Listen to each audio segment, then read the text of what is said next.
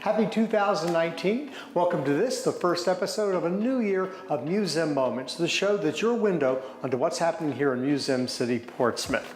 On today's show, we're going to visit one of the city's newest and most unique museums and look at one of the programs that are recently sponsored. That's coming up right now in this episode of Museum Moments.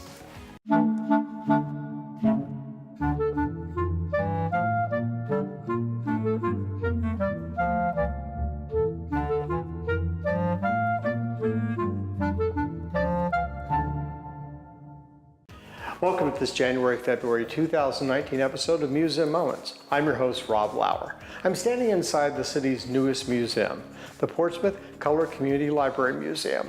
And here is Diane Cripps from the City of Portsmouth Museum's History Division to tell us a little bit about the history of this very unique building. Diane, welcome back to Museum Moments. Thanks, Rob. Now, we are in the Portsmouth Color Community Library Museum. Can you tell us a little bit about this facility? Sure. This is one of our three history museums that are part of the City of Portsmouth Museums Department. It's at 904 Elm Avenue, so it's a little off the beaten path, off of High Street, over here by the city's recreation building, the neighborhood facility. And it's a great place to visit. We're looking forward to reopening. We'll reopen for the season in the middle of January, and we're open on Fridays and Saturdays. But it's a little building with a big story to tell here in Portsmouth. It's actually been moved twice, so this is not its original location. But for 18 years, post-World War II, it was the African American Library in Portsmouth. It's where Portsmouth black population could come to receive library services. And this was as a result of Jim Crow, of course. Segregation. Portsmouth had a white library from the early 20th century, but it took until the 20s and 30s to establish a reading room that the African American community established for itself, and it took all the way until 1945 to actually build a building to serve as a library. And when visitors come in, sometimes my favorite comments from people are that they would have never thought that library services were something that was wrapped up in segregation and that people would have been denied that kind of access to services, but it was part of it. And I think that's great because it opens people's eyes to part of daily life under those kinds of rules. Yeah, things we just take for granted. Exactly. Now, I seem to remember that the library started in a church. One of the pastors in town, I believe it was St. James Church, established a reading room that his congregation and the African American community could come to, and that was the late 1920s. And it lasted for a couple decades, and it even got some funding from one of the New Deal era programs, but that funding ran out in the 1940s, and then World War II hit. But while that was happening, the black community here in Portsmouth was trying to organize itself to create a library that they could use. And they kind of came to an agreement with the city where if they could raise the money for the land, the city would build the building. And there was a restriction on that because it was wartime. So the city could only spend $10,000, up to $10,000, to build something that wasn't war effort related. And so that's how this building got built. The community members who wanted to see it built went literally door to door to raise money in $1 and $5 increments to buy a couple of plots of land. And had the building built by the city. So it was basically the establishment of, a second library that was under the city's purview to serve the black community. And there were lots of, ironic stories to think about, like patrons who could come to this library could request a book from the white library, but they had to send a messenger over to pick it up and bring it here. They're just things nuts. that blow your mind today, except for the issues that still show up in the news every day about racial relations and how difficult things are. So when you look back over time, you can see how some of this was so ingrained that we still deal with some of it today. Not in the case of library services necessarily. This library was integrated through lawsuits actually in the early 1960s. But ever since then, Portsmouth's had one library system for everybody. Right. Now, this has just in recent years that this has been restored as a museum. Can you tell us a little bit about that? Sure. The African American Historical Society here in Portsmouth did a great deal of work lobbying to have the building saved and repaired because it had a lot of interior damage, and the building was actually moved. It had been moved once when it lost its job after integration to the parking lot of another church here in town, and it stayed there for a while. And I understand they just kind of used it for spare space, but eventually they didn't need it either. So at that point, the African American Historical Society had the building saved, and the city restored it, and now it's a museum that tells its story of it's a remaining physical iteration of that era here in Portsmouth, and I think it's almost unique among museums. I don't know of another library. They're in this area. There are some schools out in some of the surrounding areas that were African American schools, but I don't know of another place that was a library. So I think it's kind of a unique experience to come and visit the building. Obviously now there aren't a ton of books here. There are a couple of corners. So what is on display here? What types of things do we have? What will people see? We've kind of divided the small space into two galleries, and we're standing in the one where we tell the story of how the library was established and what it did. And we do have some books on display that are original books that came from this library's collection. They have a stamp in them that said Community Library. Which is kind of neat, and you can learn about the folks who worked to establish it, and the librarian, Mrs. Edwards, who was here for all 18 years of the library's existence. And then she went on to work in the main library as well, and worked to include more African American books and references and authors in the main library's collection. And she eventually got I think it was 35-year service award from Portsmouth when she finally retired. Wow. But in the other side of the gallery, we have an exhibit about the neighborhood where the library used to be, and we have a map that shows its original location and some of the businesses that were in that neighborhood originally. Okay. Now, is the museum now open regular hours, or is it called, make an appointment to bring? The museum has a season. It has limited hours. It runs from Martin Luther King weekend in the middle of January through the middle of October, when it's open.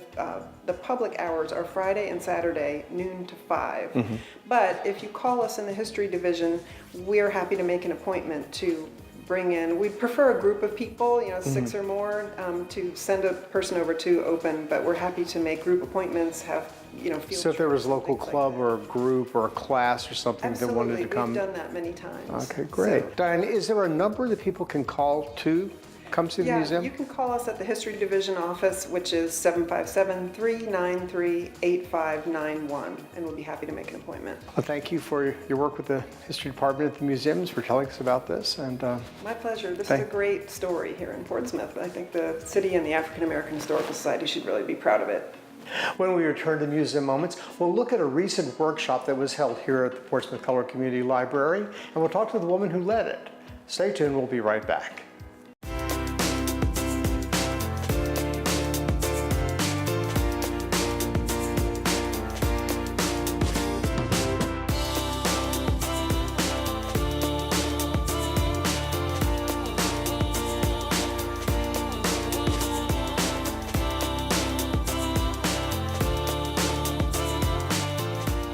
You're watching PCTV, television for the new Portsmouth.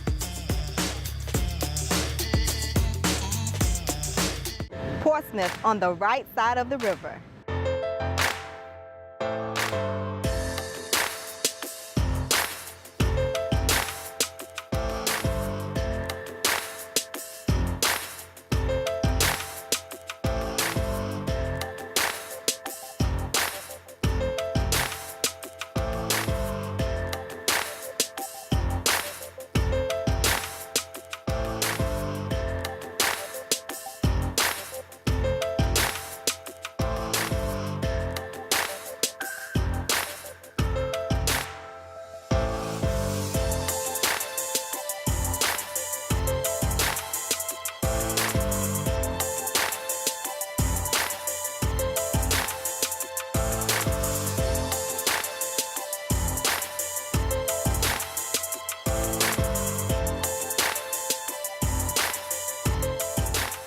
Rediscover your neighbor, the new Portsmouth.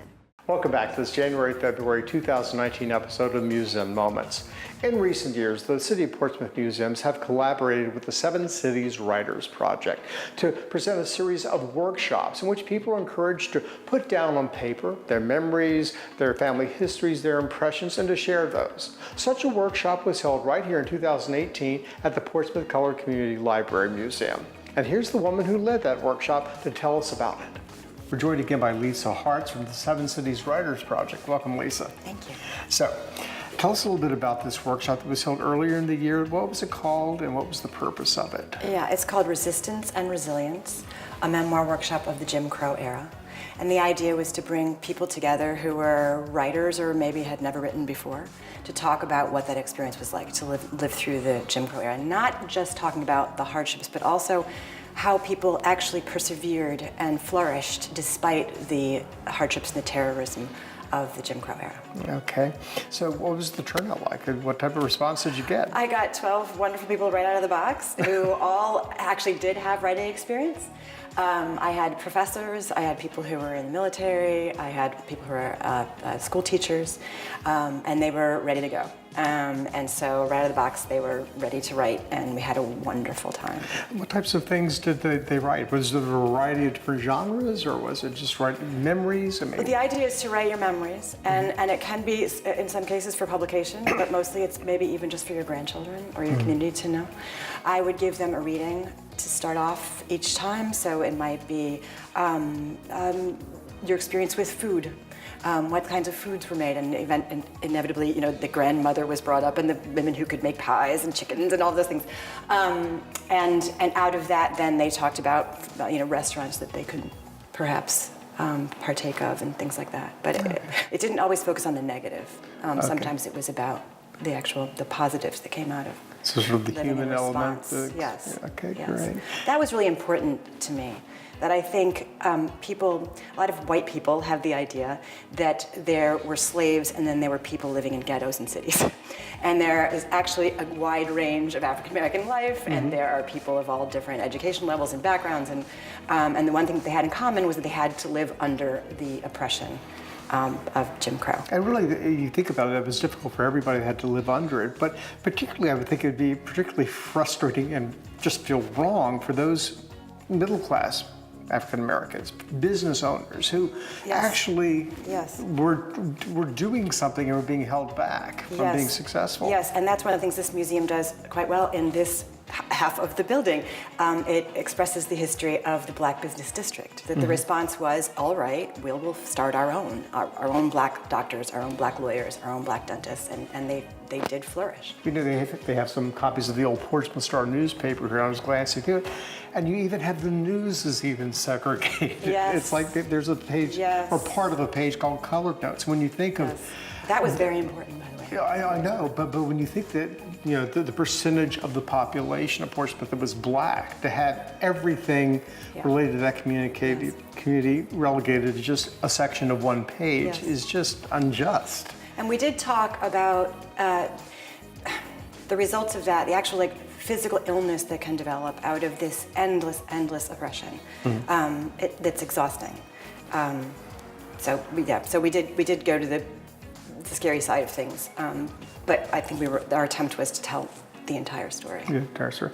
Now, this workshop was held earlier this year, 2018. In 2019, do you have anything planned? Yes, we're starting March 1st. It's again on Friday mornings, an 8-week session, 10 till noon. They will come here, which is such an inspiring space. Yeah. And just like I did before, I will give readings and writing prompts, which ask a question that you can write an answer to. And that's really helpful if you're not an accomplished or practiced writer to have a question to answer. But I always invite the writers to write about whatever aspect of their past they'd like to share. What about somebody who's watching this and they have memories, they have things that mean something to them, they do not think of themselves as a writer. Maybe it has been months or years since they've even written a letter or a thank you note. Yeah. Mm-hmm. Or often they've had a terrible teacher. Or they had a terrible teacher. Who told them, which you're no good at this in the 4th grade, and they never got over it. Yeah. What would you say to somebody who thinks, gosh, I have these memories, I have these feelings, these opinions that I want to express in writing, but I'm not a writer. That scares me to death. What would you say to someone with those fears? You're a writer if you could put a pen to a piece of paper and write a series of sentences. It's not something you have to go to school for. If you can sit down and do it, and that's what I'm here to do. I'm going to help you start those sentences. And once you start and you get over the idea of who the reader is going to be or where it's going, it's surprising how much can come out.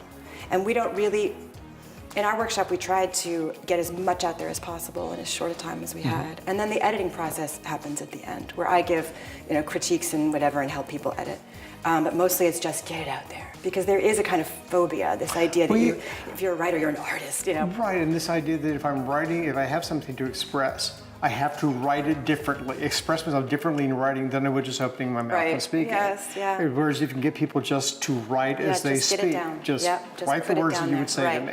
And just keep going, and don't stop for grammar or punctuation, just start. And if it's not working in longhand, then get on the computer and just, and don't go back, don't edit yourself. All right. Editing is later. Right. Just get it out Get there. it out. All Yeah. right. So again, the dates for that? We start March 1st here at the Community Colored Library Museum, Colored Community Library Museum, from 10 a.m. to noon, and you will call the Portsmouth Museums to register. Okay. And I don't have that number. so I will maybe- have that number, and I will pass it on at the end of the show. Okay. But thank you for joining us. Thank you for this work that Oh, you're I get doing. out so much more than Yeah. I put in. It's been an incredible experience for me. And we're going to move on, and we're going to interview someone who participated and hear some of the things that she wrote. Great. Thank Thanks you. so much. The workshop that Lisa just referred to will be starting on Friday, March 1st, and going through Friday, April 19th. And that's Friday mornings from 10 until noon here at the Colored Community Library Museum. Now, if you want to register for that, you need to do that ahead of time. It's not a walk-in situation. So call the museums at 757-393-8591. When we return to Museum Moments, we're going to talk to one of the participants in the last workshop and to hear some of her writings. So stay tuned, we'll be right back.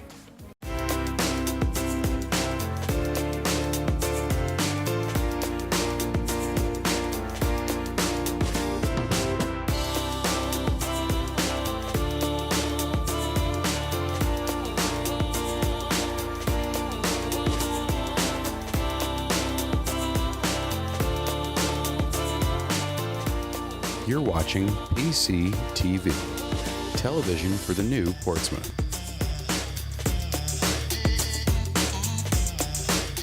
Portsmouth on the right side of the river.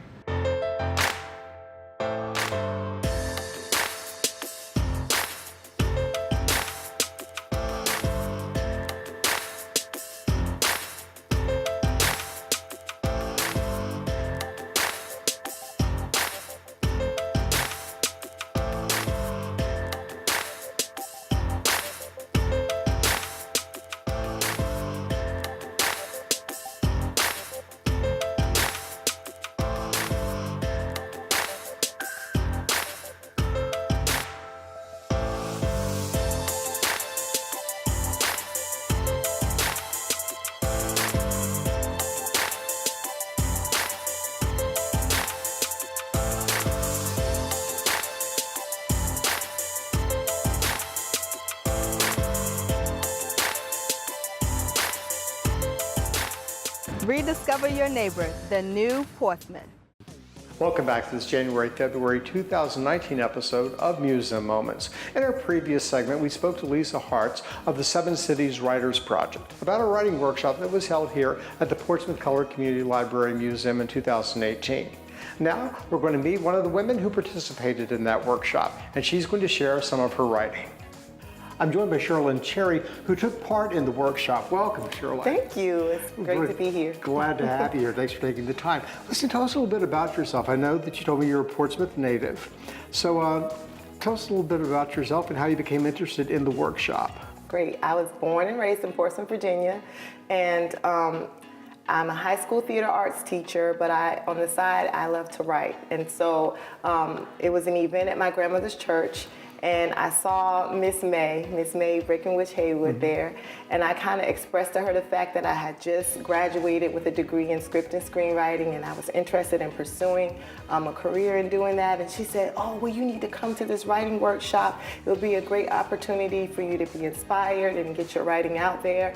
And so I took her up on that offer, and so the rest is history. Now, this was about Jim Crow and the civil rights era and all of that. You're obviously, I'm assuming you're not anywhere near old enough to have lived during that period, but I'm sure you grew up with hearing about it. Was that a huge influence on you, on your artistic development, on your development as a writer? For sure, for sure. My mother, my grandmother came here from North Carolina. She settled here and she raised her family here. And my mother, Shirley Pettiford, she partook in some of the sit-ins at Woolworth. here in Portsmouth, and so I was always exposed to those stories and to those events. Even though I wasn't a part of it, the effects of the Jim Crow era ran very deep in my family, and so I was always exposed to that. So, okay. stories. What is your sense? I mean, you said you work in high schools. What is your sense of kids coming up today? Are they aware of all of that? Do you think that we need to educate them more or expose them to more of this? That's been really a recent past. 50 years, 60 years historically is not a long time. Although to a 15-year-old, it seems like forever. I think it's very important that students are exposed to the things that went on in this era, because a lot of times when we see things pop up in the news, the students they don't understand the magnitude of it. They don't understand the history of it. They don't understand the root of it. Mm-hmm. And so I think it's very important that we expose them to that, so that when issues that come up in the news regarding racism, like the incident that happened in Charlotte, Charlottesville. So I think that exposing them to that will allow them to understand the root and the history of that, because it is the young people that will ultimately be able to make changes in our society and the way that we view each other. Yeah, everything is so, with everything being digital today, and everything being so quick with the 24-hour news cycle, I think we've lost, or younger people are losing track of the fact that things develop over centuries, over decades. That's it's right. just not a news blip this week and then next week something happens totally unrelated out of nowhere. All of this is sort of cause and effect, and remembering the past is so important. Well, tell us a little bit about what you're going to read here. What I'm going to read here is a poem that I wrote for the workshop, and the poem is entitled Mama South, and it's kind of a tribute to my Southern roots, my Southern heritage. I was doing an assignment, and the assignment was I was studying the Chicago Black Renaissance, and they were talking about the fact that there was a great migration where people from the South went up north and they went to Chicago and they settled there because they were running away from the issues that were going on down in the South. And I just thought about my family, and I just thought about the fact that we stayed here. We didn't run away from it, but we stayed here, and I'm so glad that we did, because there's so many things that I get culturally from the South, and I'm paying tribute to that, and I'm also paying tribute to the fact that to the African Americans that stayed here, And we know with that exodus down in the last decade or so, a lot of those descendants of this are coming back, moving back. Well, that's good. Well, I'm going to step aside then and have you share it. And thank you so much for being with us Thank today. you. Mama South. The South is so bound and bowed over. The South is a black woman. She is panting and sweating. She is groaning. She is birthing. The South is a black woman. She nurtured the soil of this land with her hands, sweat, and blood. She coaxed the harvest to come forth. She spoke to it with Yoruba words, and it grew cotton. Cotton she picked with her baby strapped to her back. A back we all stand on, a beaten back, a worn back from the carrying the weight of America, an American load. Geographically, the South is the southernmost state territories. She is the lower, the bottom, the foundation on which all the other states rest. America first lived life in the South. This country nursed from its black breast. The South is a black woman where the heat is oppressive. It boils the skin. It draws out sweat from all crevices and parts of the body. The whole body sweats here. The heat here generated from her fury drains you. You have to slash through it like thick brush in Congo jungles. It's heat you can touch. Southern heat, hot and wet, sticky and suffocating. It's hot down here from the fire in her eyes. Thank you. Okay, as a writer, talk to our audience a little bit. Tell us why you think writing is important, why you think putting down on paper, recording your thoughts, your feelings, your history, why is that so important? I think it's so important because if you take a look at anytime you study history, anytime you study our past, a lot of times you look at what the creative people were doing. You look at the music. If you listen to the music of the 60s, you kind of know what's going on.